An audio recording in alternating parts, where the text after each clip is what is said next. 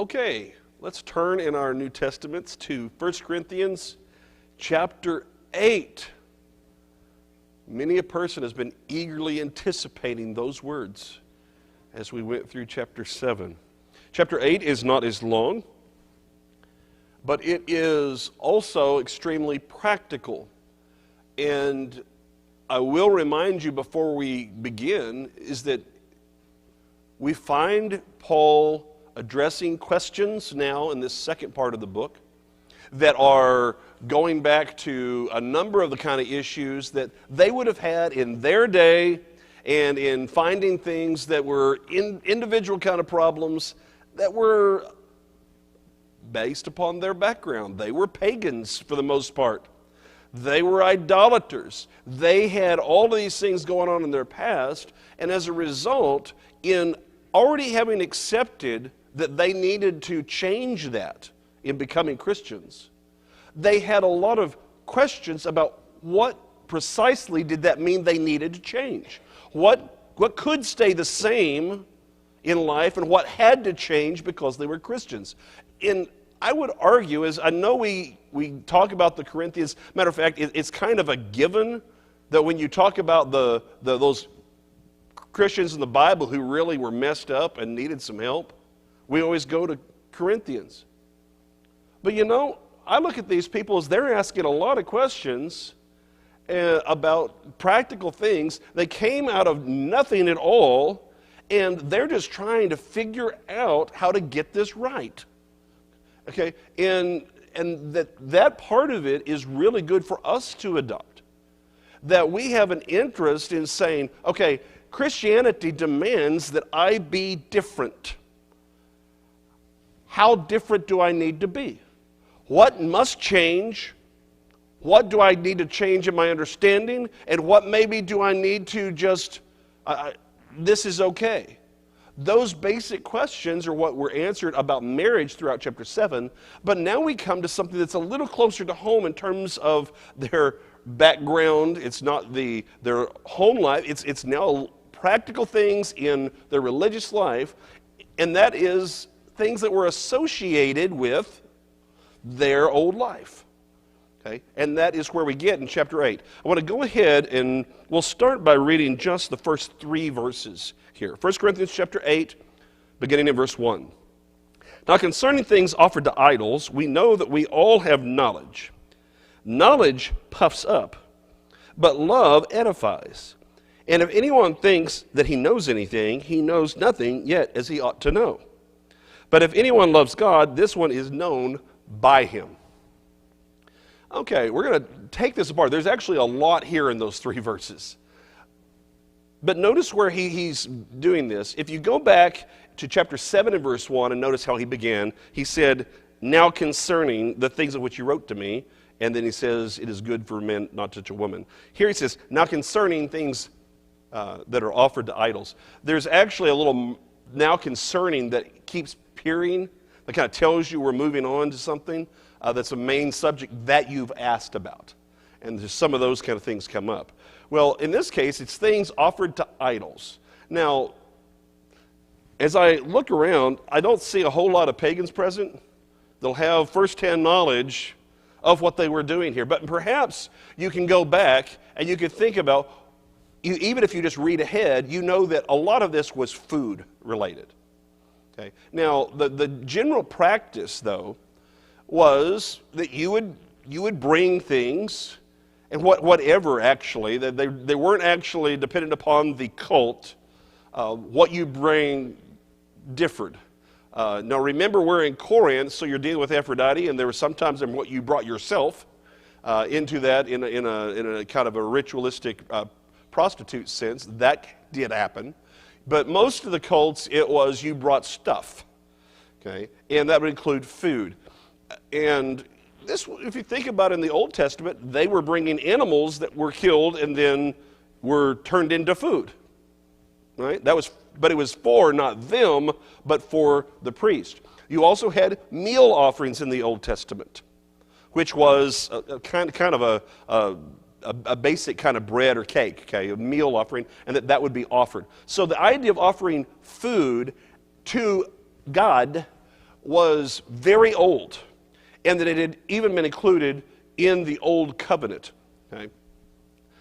Now, what they had, though, is this was a practice in which you would come and you would kind of come and you'd give whatever you had partially, and then you had somewhat, there was a market afterwards. There's aftermarket offerings. Okay, I don't know if they had a wholesale, thing on this or not, but you had.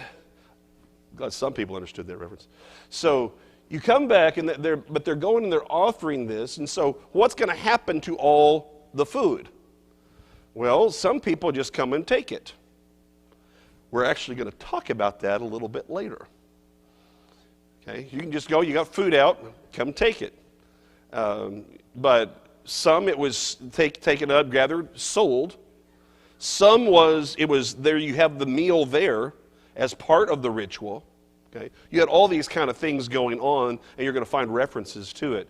Just a little bit of light allusion here. But that, you need to kind of get a picture of the background of the kind of things that they were used to doing. They know in Christianity that is not what we do. Now, this is partly where you find with the confusion when we get to chapter 11 with the Lord's Supper. It's because the idea of coming together and having kind of a banquet where everyone's brought food as an offering that was part of the pagan practice, that idea of it, where now we're just going to sit back, kick back, and have a good time, and that's what kind of they had, through association, had moved over some into the Lord's Supper in chapter 11. This is why. It is not that unusual a practice. This is why I try to make sure we don't get all high and mighty and start judging people for their problems. And when we look at the principle, all of a sudden we don't come out so good. Okay, all they were doing was taking something that they used to do in their former religion and then adapting it to the new thing. Right? That's actually, when you look at what happened to Christianity especially, well, probably you'd think more in the 3rd century, but it started in the 2nd. That's what you see happening. They're adapting to a number of the kind of practices that they were used to, especially when it was legalized, okay? Which, depending on when you go to 311, so, but when you have it legalized, now we can do things officially, and we associate all these things. Well, you had this cult that was celebrated this day and this thing. Well, what's the best way to get them off of this? Well, don't celebrate him. Celebrate this person. And so you end up with kind of it's called syncretism as a practice. Okay, so that goes way back as an idea. We still have that problem some today. Is we come around and says, hey, anybody got any good ideas? Yeah, where I used to be. Okay, I don't know if maybe y'all haven't been a lot of places. Some people know what I'm talking about, is that everybody's new idea is something that they used to do somewhere else. All right? Well, how's that different? It's the same idea. I just want you to understand that's what's going on. Okay, so it's things that are concerning things offered to idols. This was their past life, but there are questions as to where is the line of how they can be in any way associated with anything that's associated with an idol. That's really the question. So the next thing he says, that actually is one of the most difficult things he does say in this, he says, we know that we all have knowledge. I want you to stop and think about that wording for just a second. We know that we all have knowledge. Now, technically, it's two different words. It's we realize, okay? We have perceived, okay, all right, experience that we all have knowledge. We all know things. Now, what is he talking about? What knowledge is he saying that we all have? Because that kind of matters. It is, but contextually, we're going to look for anything more than that. That if he's already introduced the subject matter, then he is saying, okay, we realize, and yes, you're talking about by experience then of recognizing things, that we all have knowledge. We all have understanding of, to some degree, of these things. Okay, so he's kind of establishing what our baseline is. If you go back and you say, okay, here's what we're talking about, here's our subject, here's our baseline. We all have a certain level of knowledge. Now, the reason why I say it that way is he's about to go into a passage in which he is talking about people having different levels of knowledge on it. So when he says we all have knowledge, he can't be meaning that they all understand everything the same way and they all have the same level of knowledge, because he's about to say that's not true. So he has to kind of be setting what is our baseline, that we all have certain things we understand about this. And he's going to go into this, I believe, probably in verse 4, to kind of make sure we get all this out of the way. So he's, again, trying to explain where is our line for understanding on these things. What do we know? Okay, but there's a problem with knowledge. Okay, there's a problem with knowledge. Knowledge puffs up, but love edifies. Now, I want to talk about this and be practical about it. I think that this can be overstated sometimes by people who are downplaying knowledge. That's not what he's doing here. He's talking about tendencies and intent, okay, how you use it. So let's separate them out now. Knowledge puffs up. Is that an absolute statement of inevitability?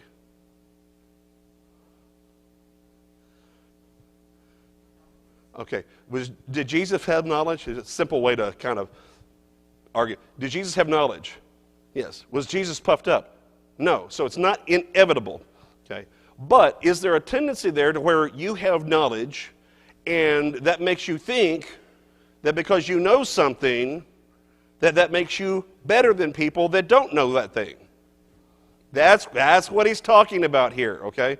So if I know more than you do, then that makes me better than you are. This is the idea, okay? Now, I want you to notice something here funny, though, that we know but we don't know. I would think that everybody here knows something I don't know. I'm pretty sure I can say with confidence that. You know, I know a lot of skills that I do not have. A lot of information not been exposed to. Getting older, can't remember. So you have all those kind of things going on. So everybody's going to have something different. Now, he is operating within the realm of the spiritual. But we need to first understand that all of us know things. And what happens if, okay, you're in your realm of knowledge, whatever that may be, your expertise. You're the person that I go to if I want to know X, right?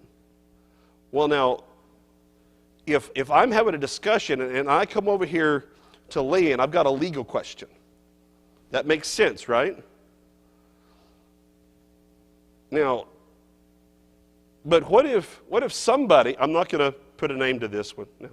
Someone comes up in the midst of our discussion, is listening to Lee explain the legal issues to me, and someone says, well, that sounds good and everything, but I read on the internet.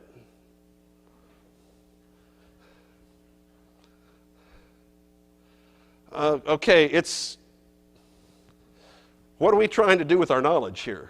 There's a lack of appreciation of what the knowledge is and what we don't have. Okay. On the other side, we can get into a situation where we know more than everybody else on that subject. Okay. And now it becomes, what can happen at that point? If I know more than you do on any given subject. A little bit of arrogance can pop. That's the idea of puffing up, right? The whole idea of puffing up is kind of this. Right? I go from Clark Kent to Superman, like that.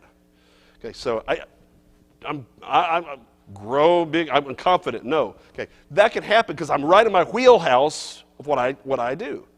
Okay.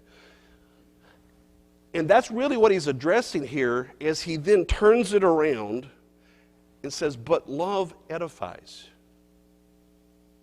And when you put this in he's put it in the context of knowledge. He already established that. We all know. We all have knowledge. Okay. But here's what knowledge can do to us. Here's what we ought to do with knowledge. Love ought to cause us to use that knowledge to edify, which means build up. Not puff up, but build up. Puff up is about making me look big and important in front of other people. Don't you understand how great I am because I know this little piece of trivia? Right? It may be important knowledge. Doesn't matter, because what we've just done is we've taken this knowledge that we most certainly learned from someone else, most likely, and we've made it about us. There's your problem. When is knowledge the most useful? Okay, yes, that's when you're supplying needed, valuable information to someone. It's actually the passing on of knowledge that is the most important part of knowledge. Having the knowledge, you can do things with it. That's why we go to school, is we're learning certain things, so I can do things with it. But in some way, whether I'm working on something, I'm passing on my knowledge in using it in a productive way for someone else's benefit, if I'm taking this knowledge and I'm talking to people and I wanted to pass on, that's where the knowledge really takes on greater value. And that certainly is true spiritually. If I am going to be someone who I have this great knowledge and my idea with it is to go around playing I know something you don't know, there's no value in that knowledge. There's just arrogance. And if you're never passing it on, how does anybody know what you know? Okay. So when he then turns and he says, love edifies, okay, builds up. We need to talk a little bit, why is that? But that means we have to understand love, right? Now, you'll often have this love. This is agape, the one you're most often have heard. It occurs the most of all the types of love, the Greek words for love that are in the language. Not all appear in Scripture. This one appears quite a bit. But we need to think about what the whole point is with this. What is the nature of agape love that distinguishes it from other types of love? Remember, and if you don't know, we think of this is the highest form of love. That is not how the Greeks saw it. The Greeks thought this love was the low end of love because of how they registered understanding of love. Eros was passionate romantic love. Storge was family relationship love, parent, children. Philia was friendship, companionship love. And then there was agape, which is, okay, I guess you matter. That's the way that Greeks saw it. The New Testament turns that on its end because all the previous, this is why, okay, the nature of this love involves, you have to have commitment. You have to be willing to make sacrifices.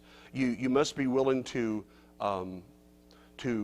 stay with that person, give them priority, okay? Now, but we often don't realize the real reason why.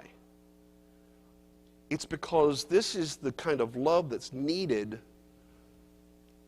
to establish and maintain relationships where these other types are not strong enough. Agape love is God so loved the world that he gave his only begotten Son. God had nothing in common with his creation other than the fact that he made us when he does this. He is reaching out to make a relationship possible. This is the same idea of what you find in with Christians in John 13, 34, and 35. Is a new commandment I've given to you, that you love one another, as I have loved you, that you love one another. By this shall all men know that you are my disciples, if you have love one for another. You say, well, but Kevin, Christians all have something in common. Christianity. That is correct.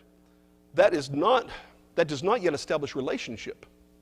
You have a relationship with God. He's now commanding the aspect of that you are to build on that of what you have with God and work it together to create unity and relationship as his people. That's why. Now, it should develop, as we find later on in 1 Corinthians, to be a companionship type of love. Okay? Because philia is used. So, that's all this. Now, let's come back here to the text. So what you have is love, agape love, which is looking at the other person, is mindful of the person. What can I do for them? What can I sacrifice?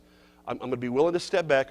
What will build up? That means I have to put my thoughts have been not on what makes me look good, but what helps other people become stronger, to build up spiritually.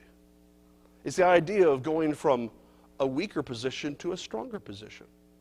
This is what love does, because I want what's best for you. The first one is concentrated on what I want, what's best for me. Puff up. That's what knowledge can do. But love builds up. But here's the connection now. That means then that you've just gotten a purpose for your knowledge.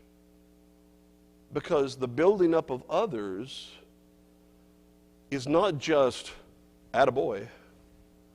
It's doing things and providing things you can that provide a real sense of growth and improvement for them. To really make a difference in helping them in their life. That's edification. So in that way, while encouragement is part of it, it's not the whole of it. But love is interested in what's happening. What can I do with what I know that's going to benefit you spiritually? That's what matters. But now we get to verse 2, and he says, "And if anyone thinks that he knows anything, he knows nothing yet as he ought to know."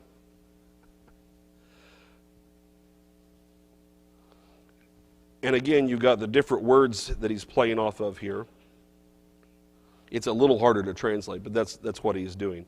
The first word is, again, the idea of to perceive. The last two, knows and know, are your regular word for knowledge, information, okay? But the whole idea of that he thinks, it seems to him, or I'm personally convinced that I know what I need to know. And, okay, hey, you don't need to tell me anything. I got this down. Now, you don't have to raise hands if you've ever said that.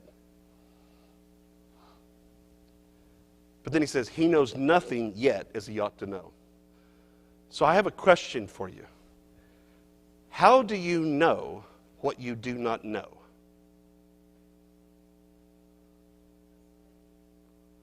Study.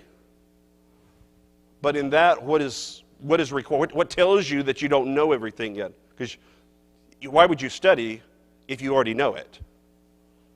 So you study because you know you don't know.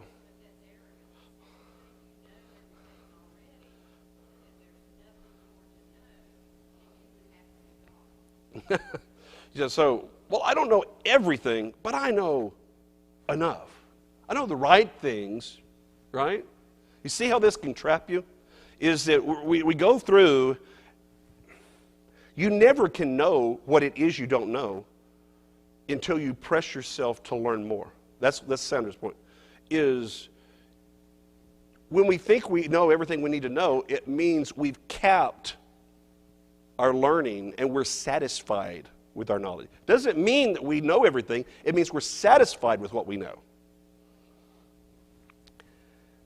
But that's not what he's saying exactly here, but because he's saying, if anyone thinks that he is of the opinion that he knows anything, this person is, he really knows what he needs. He's got it down. It doesn't have to be everything, just on this kind of stuff.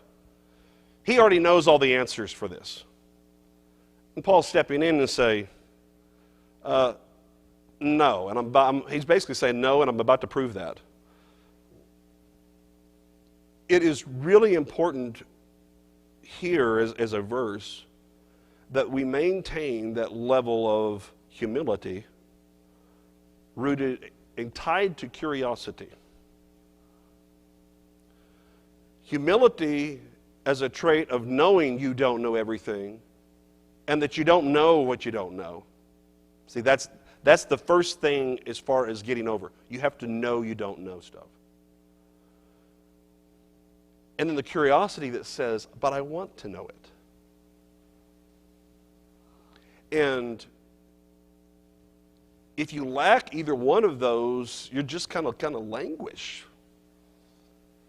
And you're never going to grow. You're not going to learn. And as he's pointing out, this affects your relationship with God. If you go back now, let's contextualize this now.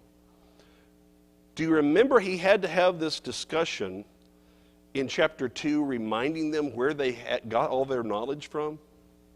It was from miraculously being provided this information that Paul had laid hands on them, that's implied, had laid hands on them, Acts 8, so that they could do miracles and that they had access to all this information. And now, he's talking about, you reigned as kings without us?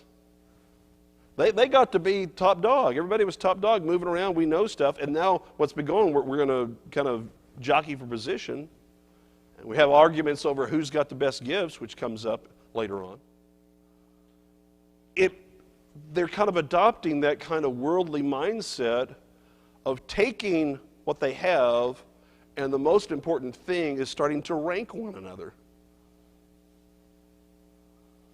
Okay? Who has this and who has that, and how are we going to rank that?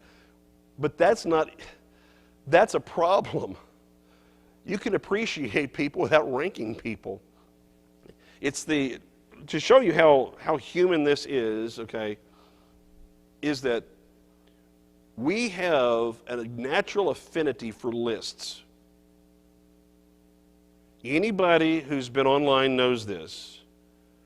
I'd say at least a third of the posts made online are lists. And will go up to probably at least 50% if it's sports. You've got your list of the best ever of this, and the best teams ever, and the best person at this position, and the GOAT. And then you got the GOAT in this sport, the GOAT in that sport. Who's the best GOAT of all the GOATs? We got to have a list. Okay?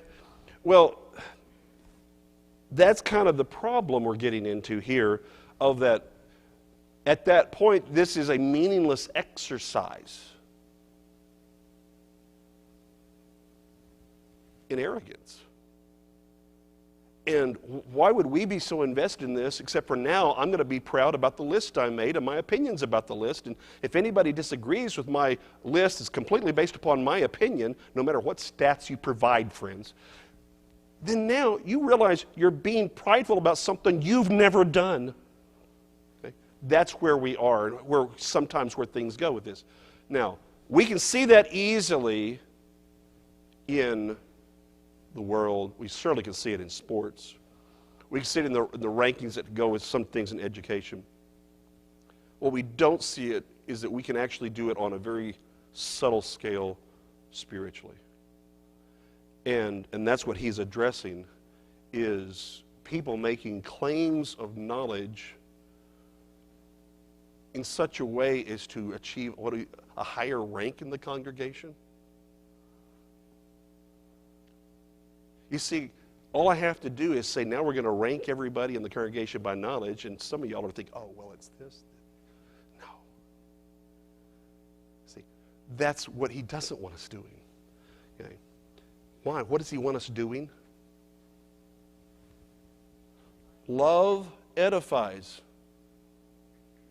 He wants us to love one another, which is the development of a relationship that is for the other person's well-being, and that where I use things I know and can do for the benefit of everyone else. That's what he wants us doing.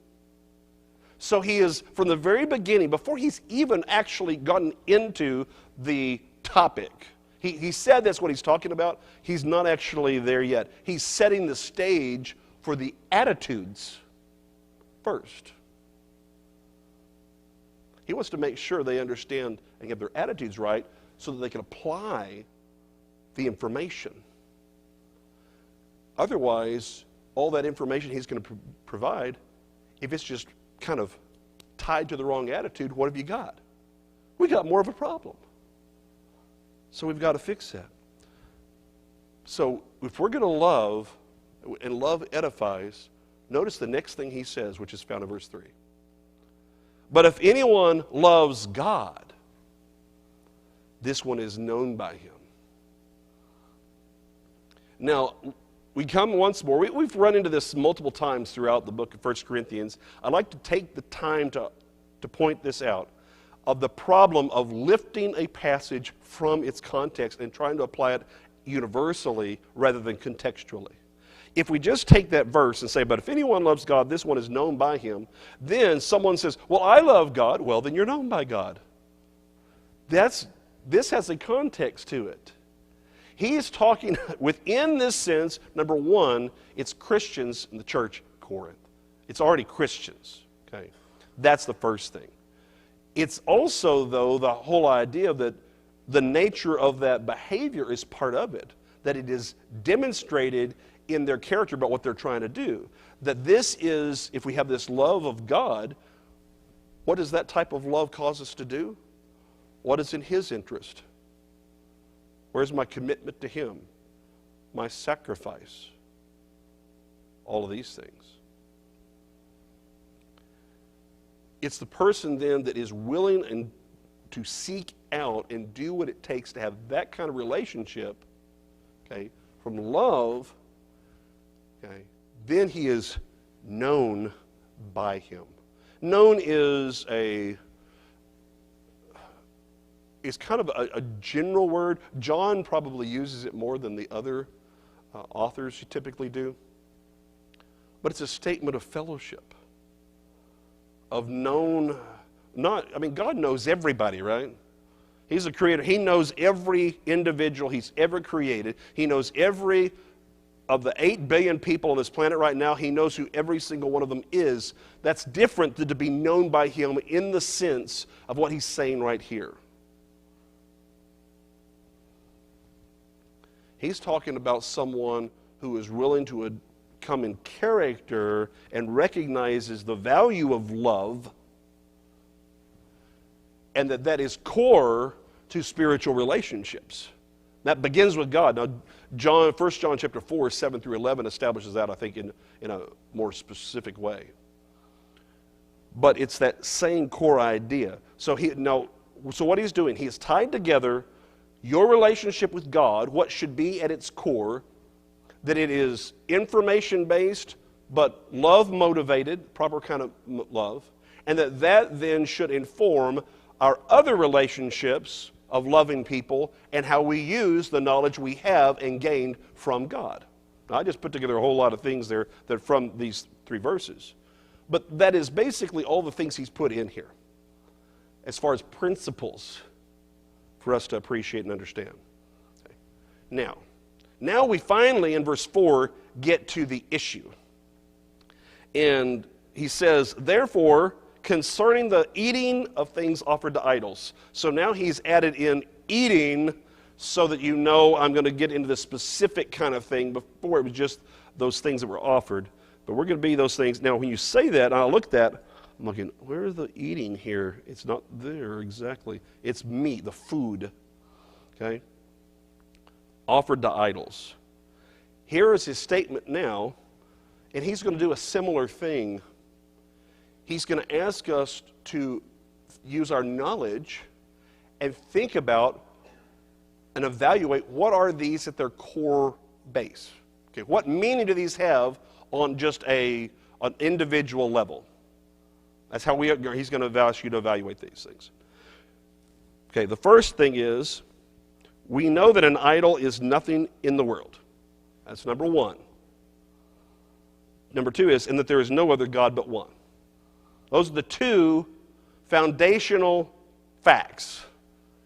Knowledge. Okay. We know. See that? So here are things that we know, we've perceived. An idol is nothing. Now, the word idol is just a transliteration from the Greek, eidolon. the meaning of the word has to do with an emphasis on the visible. The character of, there's something visible, tangible in this as opposed to the transcendent and the solely spiritual. That's kind of the distinction that's made. So he says that idol is nothing in the world. Multiple times you'll see, for example, I think of Isaiah talking about an idol, and the greatest example where you go out, you take your piece of wood, you go out, you cut it in pieces, right? You take that and you go and you chop it down, you get it all thing, and you make it, you form it, it's got a face, you form it, you set it up there, then you take the rest of the wood, throw it in, and make a fire. Same wood. You're taking wood and you're just using it two different ways, and he says it's nothing. Okay, he's saying that there's no legitimacy to it. It's not anything really. It's just a thing. That's what an idol would have been. Now, do we have this problem in the world today? If you say no, it means you have never traveled. That's what it says. There are all kinds of idols in the world just because, and I'm saying specifically about what you think of as being an idol. Okay, not the things from Colossians 3 verse 5 and covetousness is idolatry kind of idol. I'm talking idols. Okay, to kind of put this now, to see how some of these things kind of transfer over time. I went to a restaurant. I was dragged there by a friend. Okay, not my kind of food. There was sitting, it was Asian, if y'all know. Everybody who knows me knows, don't do that to me. Okay, so at the front, the counter, there is a little idol. Looks a lot like me. Right? Arms out like here. And with a little bit of food there that had been placed there.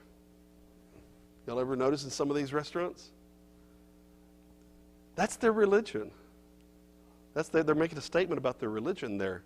Okay? So there are just these little snapshots of things that still exist going back here.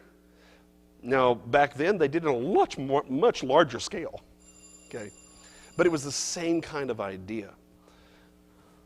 So he says, that's nothing. I mean, I'm looking at it, I'm saying, my first thought when I saw it says, oh, that's a neat figurine.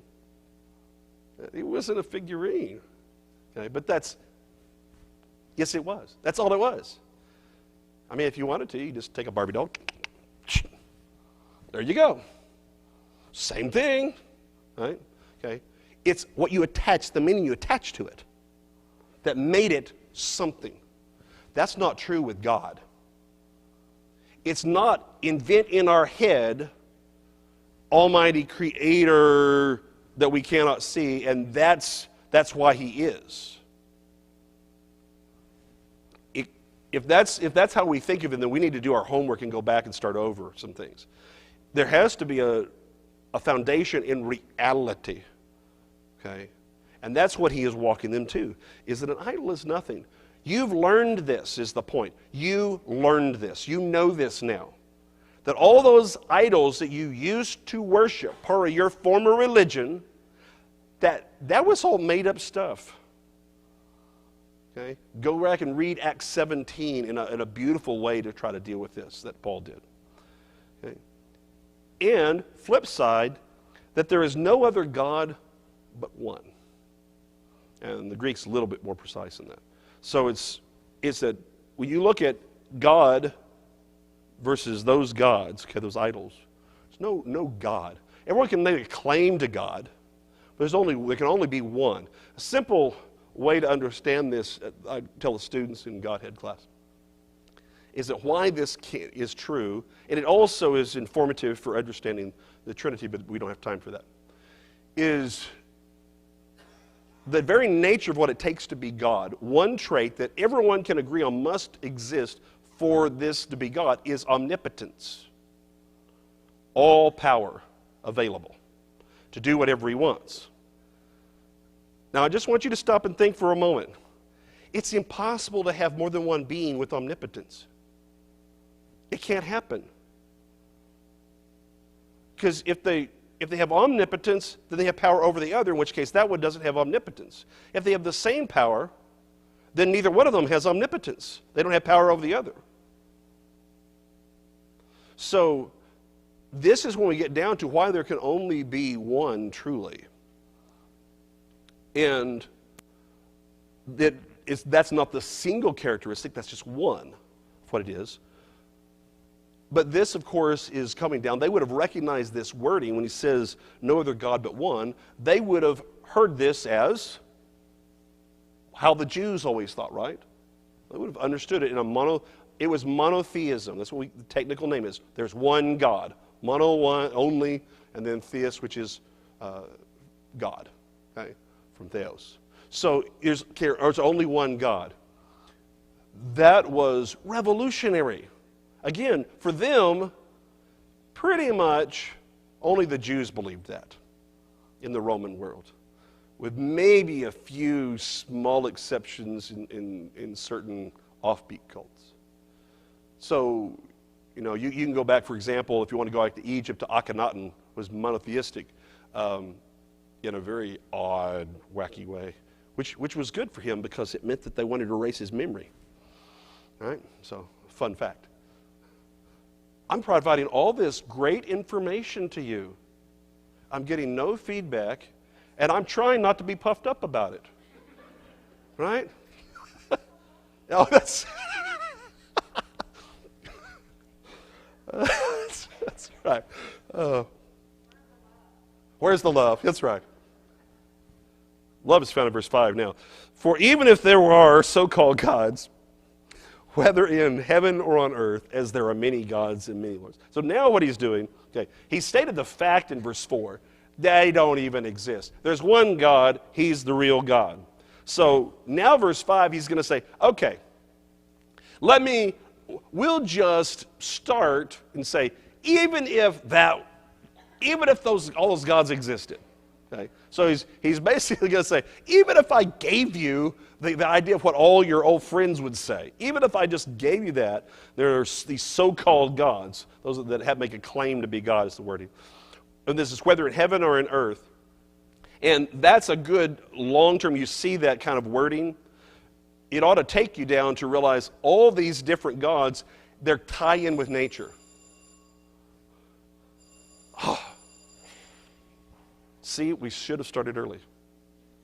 But that's okay. We will pick up here next week. Thank you so much for your very good attention throughout, and I hope that I've got you thinking as we start this chapter.